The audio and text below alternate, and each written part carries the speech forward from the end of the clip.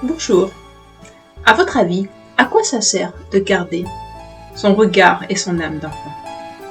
On en parle juste après le jingle. À tout de suite.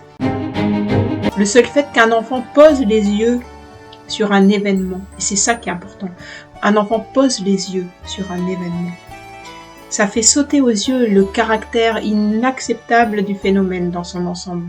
Un enfant a une capacité d'observation juste très très impressionnante. Nous, on va plus voir quand on a un petit bobo, voilà. Les enfants, ils vont voir que ça.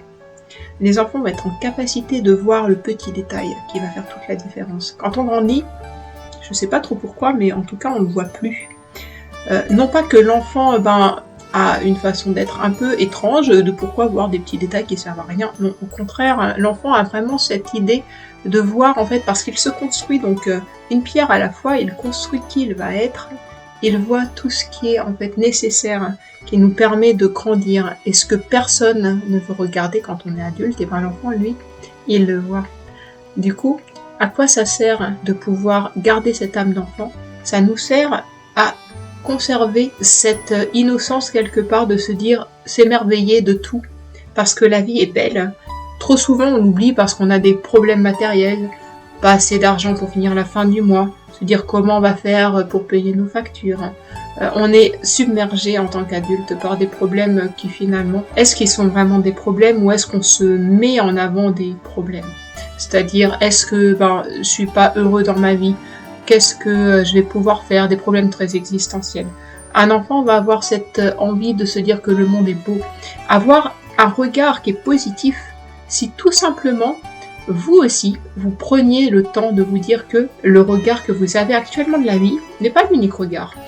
Si vous regardiez avec vos yeux d'enfant, vous verriez que le monde peut être magnifique. Le monde peut être beau. Regarder le monde avec ses yeux d'enfant, ça veut dire ça. On regarde le monde avec l'idée que tout est naturellement beau. On regarde le monde avec une idée que on n'a qu'à apprendre du monde. On a une envie d'apprendre qui nous donne une énergie qui nous permet d'aller de l'avant. On a envie de pouvoir avancer, de pouvoir se dire que c'est tellement beau qu'on a envie de voir ce qui se passe derrière. Et du coup, on avance un petit peu chaque jour, un peu plus loin, avec cet émerveillement.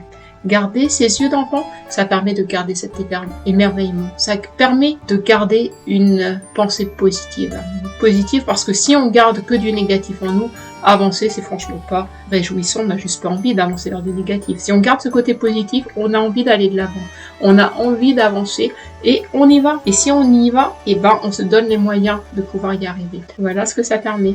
Garder ses yeux d'enfant, ça permet tout simplement d'aller de l'avant, de voir notre vie d'une façon extraordinaire, de se dire que oui, la vie est belle, profitons-en. Si vous avez aimé cette vidéo, je vous invite tout simplement à liker et surtout vous abonner pour ne rien louper des prochaines vidéos. N'hésitez pas aussi à commenter, je réponds à chacun des commentaires personnellement. Et n'hésitez pas aussi à vous inscrire à la masterclass que j'ai préparée rien que pour vous. 5 piliers qui vous permettent d'avancer sur votre développement personnel. À très vite, gardez votre âme d'enfant. N'oubliez pas qu'au fond de chacun se trouve un enfant, notre enfant intérieur, et dont on a besoin de pouvoir nous occuper pour nous faire grandir nous-mêmes.